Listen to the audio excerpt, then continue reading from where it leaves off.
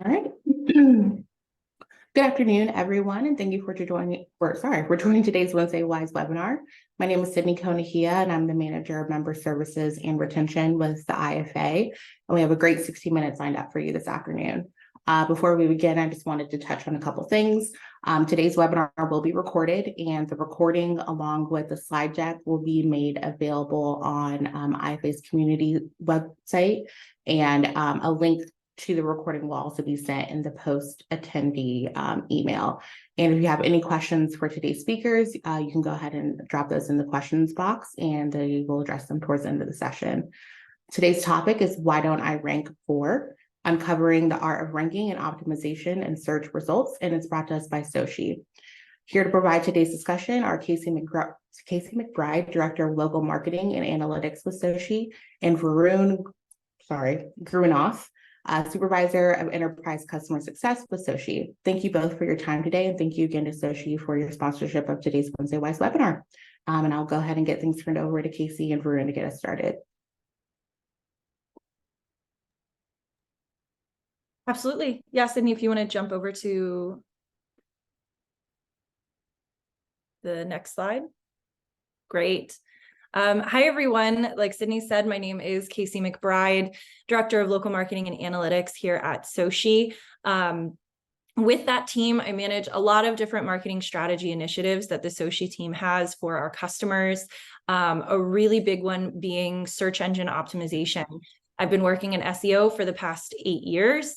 And one of the most popular topics that we get, and one of the most frequent questions that we get, is why don't I rank for whatever the term may be? And it's a lot more than you might think. There's a lot that goes into ranking performance. And here to help me explain that is also Varun Grunoff. So Varun, if you want to go ahead and introduce yourself as well. Yeah, absolutely. Thanks for that intro, Casey. My name is Varun Grunoff. I'm the supervisor here for the Enterprise Customer Success team here at Soci. Casey and I worked together for many years. She heads up a lot of the analytics and insights within our department here. And then she also is an SEO whiz, right? She's very humble with herself at the same time, but she's led strategies at major retailers and so forth that I've worked with her on as well. And I've been in the space now for about 8.5 years. So very understanding of ranking and how the evolution of ranking has changed. And we're really excited to cover that with you today. We can go to the next slide. So what we're going to cover today are really the whys of ranking for Google specifically, and for Google Business Profile listings. The reason why we focus so much on Google is because they make up over 90% of the search traffic, right? And a lot of the times it's the first impression that a lot of your customers, guests, and purchasers will essentially look at your business and also determine, is this the best type of choice for me? So we're going to look at how you're going to understand how local search rankings have changed on Google. What are some of the ways that users are going to find you in local search? And then also the purpose of focusing on local intent, right? Why it's so important to focus on there. And then you'll also be able to understand a little bit more about how to grade accurate and local ranking data through Soci as well too within our platform. You know, the next slide here. So, Casey, one of the biggest things that, I get all the time is I used to rank for auto insurance, right? But I don't anymore, and we get that question a lot. So why is that, right? So let's kind of go into that topic here of why you may see that. You go to the next slide there. Yeah, so the biggest thing for you to note here is that we are seeing, and something that Soci has noticed, is that there is a strong diminish of the local pack, right? The local packs are Google for many years has really spoiled us, especially during the COVID period and the pandemic time. That's now 3 years behind us. We've almost been overfed with local results for every keyword search. You could type in auto insurance, you could type in burrito, you can type in a variety of things, right? Menu items and so forth. And the first thing you would get is, how do I find this specific product around me? You get a Google map listing, you get a variety of things. So now we're seeing those getting a little bit more omitted or really pushed down in the search result page on the SERP. So you're probably wondering what my friend Jackie Chan here is saying is, wait, where did it go? And that's what's happening actually. It's really just evolving that way. Go ahead, Casey. And if I can chime in, yeah, so I would say since I think around 2018-ish, we saw this like boom where it seemed like everything that you typed into Google search results would pop up and it would have some type of local element to it, either a local business or a 3-pack. Google really assumed that localization quite a bit for a long time. Like you said, especially during the pandemic, we saw it become more and more important. But we are actually seeing the percentage decrease. So I think last year it was around like 40 some odd percent of, anything that you typed into Google, a local result would pop up. We're seeing it in the high 20s now, low 30s this year, meaning that we're seeing quite a decrease in penetration for traditional search results for those like local pack type elements. You go to the next slide. So as we mentioned before, and as Casey just mentioned with some stats here, search results have changed, right? The general keyword searches without any sort of local intent has altered. Here's a quick understanding, right? Before we used to type in auto insurance, right? For that specific kind of question there, relate this to anything as a part of your business, right? Whether that's menu items and so forth. Keep in mind, things may change and your results and nothing's consistent and so forth, so you may get different results based on different types of keywords. But for the most part, we're noticing that something just as simple as auto insurance, right? We used to get a lot of local results. Now we're getting more on the brand page results, and we're actually getting results that kind of have to just do with general auto insurance and not necessarily of where you can find it around you. You can go to the next slide here. Now, what we did with some research there was we did more localized keyword search, right? Take a look at these two examples here. It's a bit small. You can zoom in if you want a little bit, but this is something that you can potentially take a look at or squint at a little bit more. I did one search here for auto insurance agent, right? Just by adding one word, agent, to the auto insurance query, I've now actually gotten more search results. However, it's still not at the top that it used to be at. We used to see the businesses section in that map at the top of the list and the results below it. Now you're just still getting a little bit of those results at the top of those top ranking websites and brands and so forth. And then you're going to get insurance, agents and so forth underneath that in the map pack right there. Now, if you look at the one to the right of it, top right corner there, auto insurance agency. I added just a different change to the agency piece, kind of actually showing a little bit more of a location, a physical brick and mortar potentially. And just by knowing that, Google had changed my results to actually producing, okay, I'm looking for something that is localized. I'm looking for an agency, right? Something that's physical. So it's going to actually put the businesses at the top. And then it adds in a lot of the FAQ content, the people also ask, we see that all the time here, and then all the results below it. So just by a variation, right, from auto insurance to auto insurance agent to an auto insurance agency, we've seen a variety of changes in how that local query can change and how your local pack results can change as well too. So how to help, right?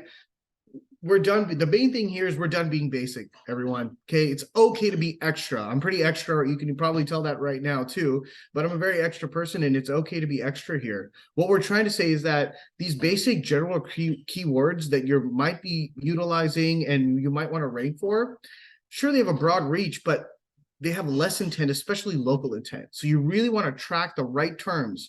If you really want to figure it out, track terms with near me, right? Those searches have grown exponentially in the past years. They still continue to stand strong, right? Or add in city or postal codes or those dynamic elements so you can actually understand those variables and how they actually help you appear more, right? It helps you understand what you need to really care about more. So by tracking the proper keywords for local intent, you're now setting yourself up for understanding, okay, this is actually a better benchmark for me and better KPIs for me that I can create versus just a general keyword search that you may not be, in a basic general keyword search that you may not be ranking for. And you're wondering, well, why is that? The reason why is because of what we just showed you right there. Absolutely. So for this next example, this is actually a question that we received not too long ago. I have these apartment complexes. I'm in a great location, but I'm still not appearing for Notre Dame off-campus housing. Why is that? And this really type of question is one that we get frequently, where the customer is coming to us and saying, my location is fantastic. Like, regardless of industry type, why am I not appearing for searches that seem obvious that I should appear for? Well, on the next slide, something that we really focus on, and one of the first questions I ask, one of the first things I look at is, how's your reputation? Because even if you're located in the best spot, and even if you think that your location should be appearing for a certain type of query, depending on what your star rating is, that's going to skew the results greatly. So it's really important to make sure that your location has a large number of reviews, that those reviews are being responded to, and the ideal star rating that you want to get to is a 4.0 or above, because if you are not at a 4.0 or above, you're not going to appear for any type of query that has best as a modifier added to it. So if somebody's looking for the best housing in that area, or the best place to get a certain type of food item, whatever the search might be, you are not showing up for the search, regardless of where you're located, if your star rating is below a 4.0. And so it's one of the higher ranking factors, your reputation in general. So if your competitors, even if maybe they're a couple blocks away from a primary location or a couple miles away from a primary location, they might show up before you if they have a better star rating than you do, and if they have more reviews than you do. But so say your star ratings still look great, and you're responding to reviews, and you don't really know what's going on, and it doesn't make any sense to you. Well, on the next slide, there's a lot more ranking factors than just your reputation. A couple things that you might want to check is your name, address, and phone number. Are those accurate? Are they mirrored correctly on your local landing page that you're linking to? Do you have unique photos on your locations? Google is taking your photos, very much so into consideration when it's thinking about what you should be appearing for. So making sure that you have fresh, relevant content in that section is going to be really great for your business. Have you ever posted a Q&A? So Google has a Q&A section on their listings now, where anybody can post a question and anybody can answer that question. But we have seen it influence your rank and your performance. So it's a really great place to kind of seed an FAQ, meaning, if you have a new product offering that you're trying to highlight, you can pop into your own business listing, ask the question yourself and say, hey, do you carry this? And then answer it and say, yes, we do. We do carry this product. And just that interaction, just that content getting on your listing can also help improve your performance. And then I mentioned this whenever I said, name, address, phone number, but what landing page are you linking to? You want to make sure that the website linked to your business listing is localized, that it's optimized, that it has unique content, because Google is crawling that as a consideration. Hey, Casey, we actually got a question here regarding that specific piece from Samantha, which is there a number of reviews that you should shoot for, right? I can start off by saying that, I hate answering it this way, but it really depends, right, on your vertical and what kind of your competitive market is out there too. I would say always the more reviews, the better, and the more positive reviews, the better. Google looks at your rating, but it also looks at the volume of reviews that you have. It also looks at your responses as well too, and it also looks at the velocity of your reviews, right? Are you getting reviews for a longer period of time, meaning are you getting an influx of them all at once, right? There's a difference in there too. And that all helps. So what I would say is you really want to focus on getting more positive reviews, especially because it'll help boost up, as Casey mentioned, your ranking to be above a 4-star. And then on top of that, you want to get that in, a select time frame, right? You don't want to do it all at once. You don't want to gain all the reviews in 1 or 2 days. You really want to gain those reviews in a course and span of a few periods. I don't know if you have anything to add to that, Casey, but I would say absolutely. It it needs to be a consistent strategy. It needs to be something that you get behind from a business perspective that is just integrated into, you know, maintaining your listings. As far as quantity goes, there's no magic number where we'll say like, okay, you got to 50 reviews, you win reputation. It really just kind of comes down to look at your competitors too. If they're, you know, on the incline and they're getting like 150, 200 reviews on their listings, that's what you want to strive for. You want to be better than your competitors, which kind of seems obvious coming out of my mouth, right? But you know, that is kind of where I would gauge my own business against is looking at who am I up against and how can I get ahead of them. Your review quantity and your star rating, you're neck and neck with them, and that's who you want to kind of goal to beat. And just kind of like one final thought on this is, you know, it's a really competitive search engine results page out there.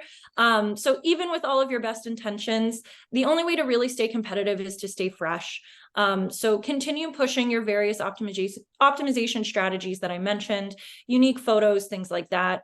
And also when in doubt, definitely go after unique, broad keyword terms that maybe there's less demand for those, but they'll set you apart. So my example here is, you know, maybe you are struggling with Notre Dame off-campus housing. Where else can we grab traffic from? What else am I relevant for? What else can I appear for? Well, maybe I'm pet friendly. And if I'm pet friendly and I know that that's what sets me apart, I'm going to want to target that in my photos and my optimizations and my Q&A in my website, and really make sure that I'm highlighting that I am a pet friendly place for people to come and visit. And that's what helps to set me apart. And that's different ways that you can kind of capture that excess traffic. Well, I'm a service area business, a plumber, let's just say, and I can't seem to rank for plumber in Pittsburgh. Why is that? We use the term Pittsburgh here because Casey's a Pittsburgh native over there as well too. So don't mind the city of choice there, but why is that? Now, let's go to the next slide and answer this a little bit more, okay? So service area businesses really face a whole different challenge than just regular businesses that are just have an address and they're kind of what we call as like static locations, right? Service area businesses, they're very focused, and Google's very focused on radius, okay? So radius is a big portion of this as well. So if your business is located in the same Pittsburgh radius as the competition, then you have a chance of appearing. But if it's located a little outside of it and you haven't kind of determined that as your service area, and you're also located very far away from it, that's going to be a strong point of relevance to if Google wants to have you appear in search results for that person, since you probably are quite a distance away. So proximity is a very big key here as well too. And you can see that from the green circle that we've kind of highlighted as the centroid of what Pittsburgh is right there, to where your business is actually located, and the radius kind of determined outside of that as well too. All right, yeah. Go ahead. I was going to say, I know we mentioned this in a couple slides, but I think one of the important things about this visualization is a lot of times we hear from service area businesses, well, I don't display my address in the listing. I'm a plumber. My address is my home address, or whatever the situation might be. That's still a ranking factor. So it is a challenge where even if the address is not displayed in your business listing, Google is still considering your location and where you're going to appear. And so that definitely, like Varun said, poses a different set of challenges in how to compete. You can go to the next slide. So here's some takeaway right here. Okay, so this was kind of a quick study over here that was done. And basically, what if a business wants to rank for like relevant terms within that 40-mile overall radius, should really recognize that as you get further away from that business location, it's harder to rank for those competitive terms. For example, just the plumber service near me and plumber near me. Google has also created kind of its own little local services map finder. Some of you have made noticed that if you're in the service industry, or you just generally search for services around you. I know I searched for an electrician the other day, and Google sent me to a whole nother result and kind of map a list, right? And it's called their local services finder. So with that said, they've kind of created this split of service-based businesses and as I mentioned, those kind of static-based businesses that a lot of us have here too. So because of this, the strategy should really be to like optimize for those competitive terms in order to rank nearby. and niche terms in order to rank further away. What that means is you really want to look for more, you really want to make sure you try to rank for city-specific terms if you're, trying to rank further away and so forth. But you really want to look for non-geo-modified terms within your specific area. If there's certain services that you offer, if there's certain things that you offer, you want to make sure that those are included, like Casey mentioned, in your business profile, so that when people search for those types of services, you generally appear more as a relevant search for those businesses and those people that are searching for it. Go ahead, Casey. This example is very similar to what I was saying about the off-campus housing example, where, if you know that your location is further away from the kind of centroid of where you want to appear. So, I want to appear for a plumber in Pittsburgh, but I'm located over here. What sets me apart? Am I a 24-hour service plumber in the area? Okay, I want to make sure that I'm really highlighting that and optimizing around that.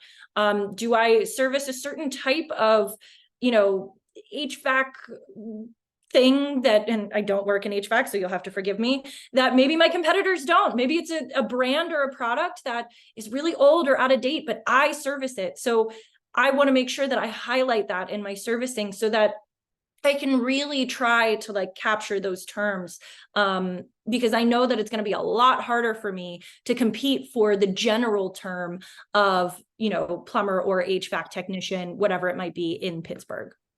Great optimization tips there. Let's go a little bit more and give some more extra optimization tips. Could you go to the next slide, please, too? Thanks, Sydney. So some of the things here. Can your address be visible, right? So I know a lot of times service-based businesses want to hide the address, right? That makes complete sense. You don't want people to see it. Sometimes you run out of the home. Sometimes they don't even have a proper address that you want them to go to or whatnot. But there has been evidence that suggests and studies that have been run that when an address is visible in listings, even if the business is a service area-based business or an SAB, as we call it, the rankings and performance improves. So it is something to think about, but it is something also that can be a point of extra optimization if you are okay with that as well too. Because knowing that a service-based businesses will generally come to you to get serviced and so forth, that is where people sometimes go, all right, I'll make the address visible. And you might see a noticeable difference in your ranking that way too. The last piece of this too, reputation. We talked about that before, but again, we're going to keep bringing this up. Reputation is huge. Keeping your star rating above that 4.0 can help you compete for those best terms in your area. So you want to make sure that if you are a service-based business, especially when people are searching now, a lot of times people will be searching for best plumber, best HVAC repair specialist, and so forth. And when they have that on there, if you're at that 3.9 or below, you are going to get omitted and you won't even appear there. So make sure that that rating is high above. All right. In this next example, this is one that I have actually experienced in my own life, that I've gotten from a CEO asking, why don't we appear for this term anymore? So I'm a retailer who sells footballs and football equipment, and I have all of this inventory in my stores, but I don't seem to rank for the term football. The first place I go is Google search results, which if you look at the next slide, are you even supposed to rank for football? Google does not think so. So even if at one point in time you did rank for the term football, once upon a dream, anymore, Google is not assuming any type of purchase intent or in-store intent, anything like that, for the term football. Google is informing you about the sport of football. Google is deciding that this query is now all about the NFL or football scheduling. And Google doesn't just make these decisions lightly. This is really the algorithm serving up what the users are telling Google, that this query is most important for. So really what happened here is, even if you used to show up, your business used to show up, over time, Google realized that most of the clicks and most of the behavior, were really people just looking to gather information or looking to understand more about the sport of football or the NFL or whatever it might be. And so thus Google is going to change its search results and really service up what it's assuming users, want to experience. So on the next slide, it's really important to remember that intent matters. And just because maybe footballs has a ton of search volume and it's one of those queries that, man, if we showed up for it, we would get all of this visibility. It doesn't mean that, you know, you're supposed to show up for it, or that it's really actually going to add that much value to your business. And one of my favorite examples that I like to give here is the keyword shoes. So there is an unbelievable amount of search volume behind the keyword shoes, which if you really think about it, what is that person looking for, right? Men's shoes, kids' shoes, women's shoes? What types of shoes? Are they trying to find a pair of heels, or are they trying to run a marathon? It's unbelievably general, but it has a ton of search volume behind it. And so as an SEO, I look at that query and I'm like, okay, would it be cool to show up for shoes? Sure, because there's so much volume behind it, but I want people to actually come to my store, or I want them to make a purchase. And so I might want to make sure that my query that I'm optimizing around is localized or has some kind of purchase intent behind it. And that's where on the next slide, we kind of get into the theory of aspirational and achievable keyword terms. So an aspirational term might be those ones that have really, really high search volume, like football or like shoes, or even pizza at times, or those keyword terms that are so general and simple, but have a ton of search behind them. That's aspirational. That's, if I show up for those, cool. That is great. That's awesome. But I also want to make sure that I'm tracking what's achievable. What is going to get me my foot traffic? What is going to get me my business? What is going to make that sale? The things that are going to be way more important to me are football store, football equipment near me, where to buy a football helmet. They might have a lot less search volume, but they have a lot more purchase intent and a lot more business intent. And so making sure that I appear for those terms is really what's going to be important to me and my bottom line, and making sure that I'm optimized around those for the best performance.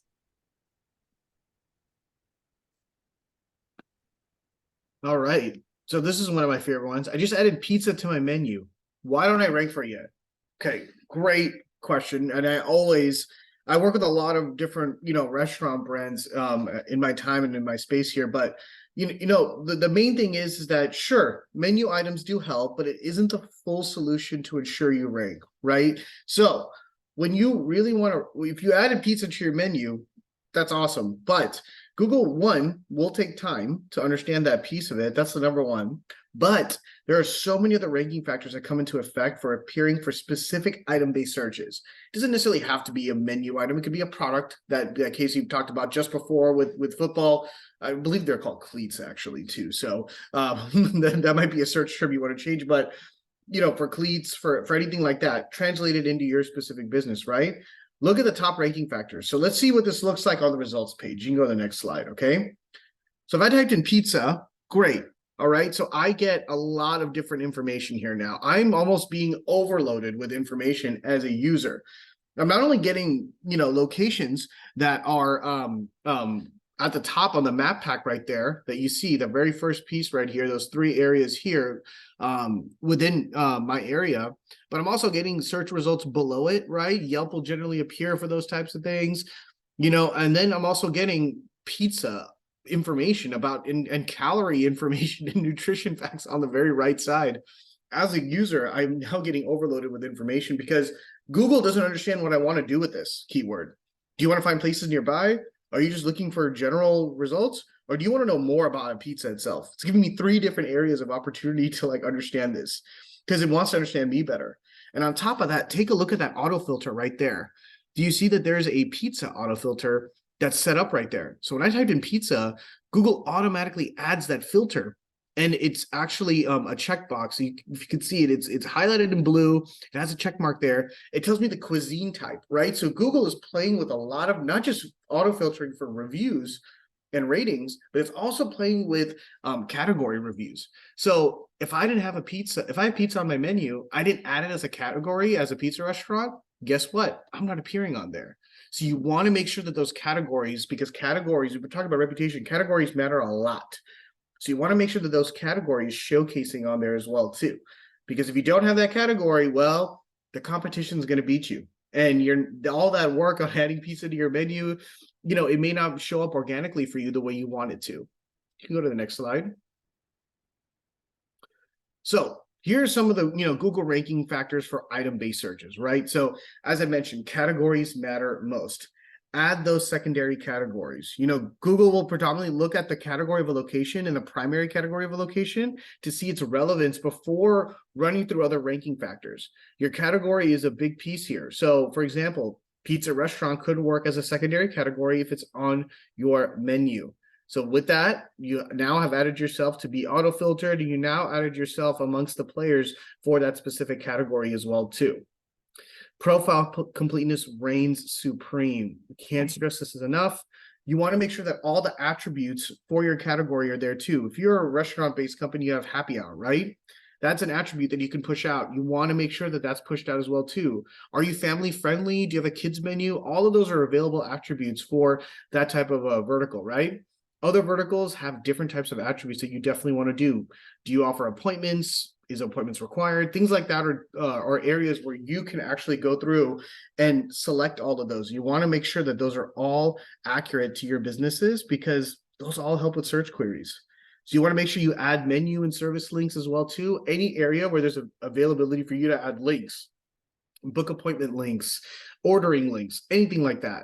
Make sure you add those items onto there, because that is really going to help you understand if someone is to type in, pizza takeout, pizza delivery, right? Sometimes Google will take a look at all of those items and make sure that, oh, you can take delivery here and takeout and so forth, and here's a link for it. The other piece of this too is add photos with the item. On that first, a couple of slides before, you don't have to go to that, Sydney, but you saw so many different photos of pizza, right? When you add photos with your menu item, it's going to help a lot more for Google to understand visually that your location carries this item. And that's going to help a lot as well too. Last couple of ones right here, you got to crawl, before you even start running, right? So you added the menu item, but do you have the keywords and content on your location pages? This is huge. We haven't really dove into the location page sector here yet, but Casey can attest to this too, that your location pages, especially when you click the website button, wherever it links out to, that's very important, because Google correlates those pages with your Google listings. And if those pages don't carry really any content on keywords for specifically pizza, like we talked about here, Google's not really going to try to see Google really want to understand the value of it, right? And understand that your website even carries that information, or that your location may carry it. So really important that you correlate the two together and make sure that they're in unison. And then is your menu link easily indexable and crawlable by Google? There's a lot of areas where people put in, solutions where, Google can't really understand it, right? You really want to make sure that, Google can understand your menu, can understand your products and services, right? Make sure that all of that is indexable and crawlable on your guys' websites. And then the last piece, which I think is the most important, I tell this to my toddler all the time, patience is a virtue, okay? And ranking takes time. Okay, so many of you may know this already, but if you're looking to rank for pizza near me and you just added that, keyword, you just added that item, you just started optimizing for it, it's going to take time, right? It doesn't happen overnight. So you want to give it a little bit of time, and you want to be able to see it. Generally speaking, you want to be able to, and there's people always ask, what's the right amount of time, right, Casey? I mean, it's hard to say. It could take weeks, it could take months. But generally speaking, we like to look at it on a monthly basis, right? Search rankings generally don't change, and the volatility isn't as high from a daily basis, sometimes even weekly. But you want to look at it on a monthly basis is kind of what our standard here is at Soci, and that's really what we go off of. So there's ranking tools and GeoRank and so forth that we offer here at Soci that you can actually measure how well you're doing. Yeah, so just to kind of piggyback off of that, Varun, it also really depends who you are as a business and how relevant does Google think you are for that menu item. So, for example, if I'm a brand that usually sells burgers and fries, but I just added pizza to my menu, it's going to take Google a little while to recognize you as an authority for pizza as a menu item. And a lot of times what I'll tell customers is, it could take 3 to 6 months, depending on who you are, If I'm a company that usually sells pizzas and I just added breadsticks to my menu, okay, that's a little more relevant to my product offering. I might show up for it a little faster because Google recognizes me as an authority on that type of food. So it really can depend, what type of authority and how well known your brand is for those things. And like Varun said and mentioned, all of these different kind of ways to optimize around it. That's all that we can do is really push that out, whether it's your categories, whether it's photos, menu items on both your Google listing and your website. And then we, really just have to be patient and allow it to manifest over time. And so we really did want to include here at the end a little bit about how you can understand the why with some of the Soshi products that we have here in-house.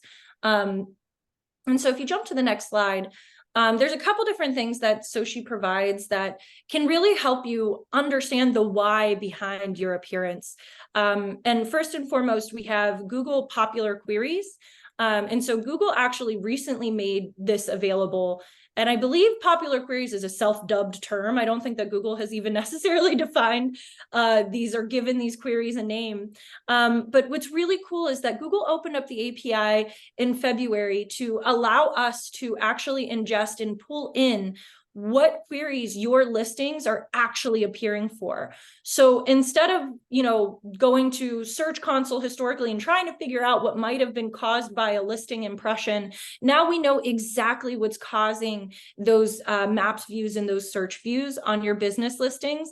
And Soshi actually pulls in that data to be downloaded at any time for our users to be able to see and analyze what they're appearing for.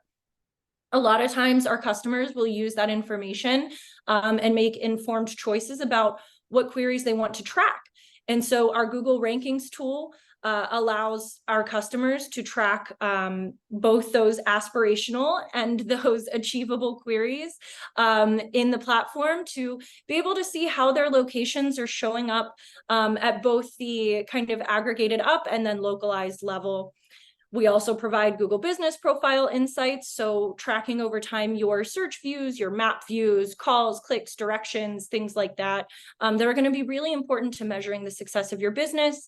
And then a really exciting product that Soshi also has is called GeoRank, where it allows you to get that boots on the ground view of how your performance is shaking out from a rankings perspective and who you're competing against at that hyper local level. So if I'm looking at a set of stores and locations and I noticed that a specific store is really struggling, the GeoRank tool will actually show you who's beating you within I think we can go up to like a 10-mile radius or something like that. And what is their star rating? What is their primary category? What's their secondary category? It kind of pulls out those elements to help you see competitively where you might need to compete a bit better. So shameless plug there for the Soshi platform, but we did just want to make you aware of some really cool features and tools that can help you evaluate and answer these, why don't I rank for types of questions. And with that, that really kind of sums up just some examples that we have, but there are countless examples and countless questions and so many different things that are constantly changing in the world of SEO. And I believe, with the final kind of 15-20 minutes of the presentation here, we'd love to open it up to questions and really be of any help and informative support that we can.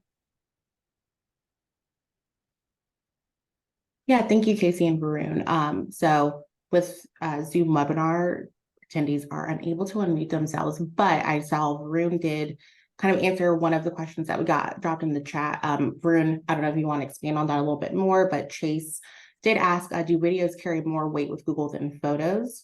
Like I said, Varun, I know you already kind of answered, but if you have anything else you'd like to expand on, or Casey, maybe if you have something to add. Yeah, I mean, what I wrote in there is really more about the fact that, there's no real data out there that shows that videos are more valuable than photos. But I will say that from a user experience perspective, your volume of images and how users see your business is more likely through photos that Google will showcase first than sitting through a video or finding a video, for example. So I hope that helps a little bit, but there's no real data out there that kind of shows it. But we always suggest adding photo content only because the photo content that you put up there, if Google understands it's related to your business and so forth, it's going to be helpful. There's no real data that shows that, Google's analyzing too much video content, I would say. Casey, do you have anything to expand on that? I was going to say too, I think the reference from which you're speaking to is specific to like business listings and things like Correct. that. But what I will say is for general search results, it really kind of depends on the query that's getting typed in. So, say you have some type of relevancy for like a how-to type of query, and there might be certain types of things that you're trying to target in that realm. A how-to type of query usually will surface a number of video results from like YouTube. Google usually favors YouTube because YouTube is a Google house of product. So if there's things on like balance of site that you're trying to optimize around, and it happens to be like instruction or how-to type of search result, I might recommend uploading a video to YouTube or even on the balance of your website that could potentially appear in search results. You both. Jim asked, does a podcast have an impact on SEO? So I'll have kind of a similar answer to this one as well. I don't think that from a local search perspective, so talking about your business listings and like your local rank, a podcast will necessarily impact or influence too drastically. But again, I have seen podcasts appear in kind of general search results if you are trying to target those types of queries that might be relevant for that type of content. So if you have a podcast and it's listed on, Spotify, for example, there might be certain types of queries that your customers could be typing in that you could capture broadly, but at the local level, we haven't really seen a ton of influence. Okay. Great. Lexi asked, what kind of effect does a negative review have on your ranking, and how long does it take to come back from that? So this one, I think, is kind of a complicated answer, to be honest with you. Yeah. Google is smart enough to know that businesses are going to receive negative reviews. It's just the reality. And in fact, if you're a business and you're a perfect 5.0, that looks way more sketchy than the reality of, people aren't always going to be happy with you. So it is not the end of the world if you receive a negative review. It's all about how you handle it and how you respond to it. Varun, it sounded like you might have had something to add there too.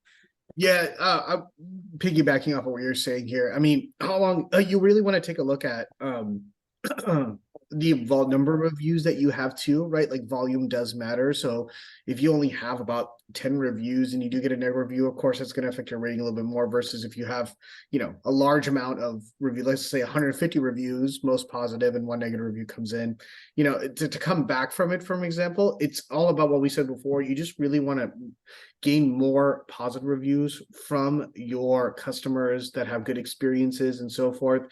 That's always going to be a helpful tool, right? So the more you have positive reviews and the more volume of those in a longer period of time, the better it's always going to be to come back from it. Perfect. And Darlene asked, does optimizing or naming photos with specific keywords help with search and drive traffic? So optimizing photos on your website, so you can add like alt image tags where you can kind of help Google identify what those images are. That's definitely a strategy I would recommend. But Google also has kind of Smart Vision AI where they're able to see images on your business listings and actually understand what the products are within those images.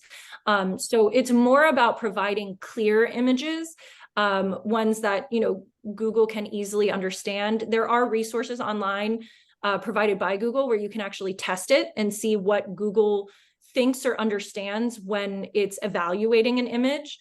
But, there's no real way when you're uploading to like listings to necessarily like add that alt image necessarily. I do think Google can crawl kind of the like name of the image, but I think what's going to be way more important now is that Google's going to rely on that AI to really read and evaluate and understand what is within that image on your listing. Yeah, it's very similarly to that of what, yeah, that's Vision AI, Don was asking. So Vision AI is Google's ability to run, you can actually run images. You know, we've run this with a few clients of ours too, where you can take images, load it into Vision AI and see what comes up to see if it's actually something that's, you know, useful. For example, you know, one of our restaurant brands loaded up a a pancake and so forth with, you know, different angles and so forth, and you know, the way that they shot it was actually interesting to see how Google had recognized it as a pancake, for example. So things like that are where, you know, it's very useful to use Vision AI, and you could actually test out some shoots that you do, some photos that you do, and what would be optimized better. It also helps because, you know, the same way Google can understand exterior, interior images and naturally categorize them that way, right? They know exactly how to do it. It's not just Google, you know, a lot of these other networks from TripAdvisor, Yelp, and so forth, they're all getting smarter this way. So that's something to think about as well, too, is that with listings and those types of networks, you generally AI will already be, you know, adding tags and adding visualization tags towards those from what it sees. Great, thank you. Jim had a bit of a follow-up question. He said, physical locations within a market when selecting a residential service company is far less important than in the past as it relates to SEO. Or more so question. So making sure I'm understanding this question fully, I do just want to say proximity is still incredibly important to SEO, and proximity is still going to be like the top ranking factor if somebody is conducting a localized search. However, there are a lot of other things that impact beyond just proximity, like your star rating or your relevancy or your authority on a certain topic, that might cause you to fall short of the performance that you're hoping for, just because you have really great proximity. So it really is kind of a science between all of these different factors. But proximity is still going to be kind of top of consideration, you know, for appearing in search. It just might get beat out sometimes depending on how well your competitors may be performing at those other ranking considerations. Perfect.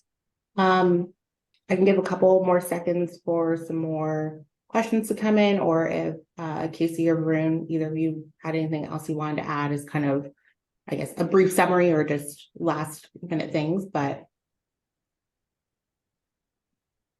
perfect. All right, well, I appreciate everyone for joining today's webinar. These were great questions, and Casey and Varun, this was very helpful content that you guys provided us. And also thank you to Soci again for sponsoring today's webinar. As a reminder to everybody, this webinar was recorded, and the recording along with the slide deck will be uploaded to IFA's member community probably in a couple hours. And a link to the recording will also be sent in the post-attendee webinar. Thank you guys so much, and I hope everyone has a great rest of their day. Appreciate it. Thank you. So much.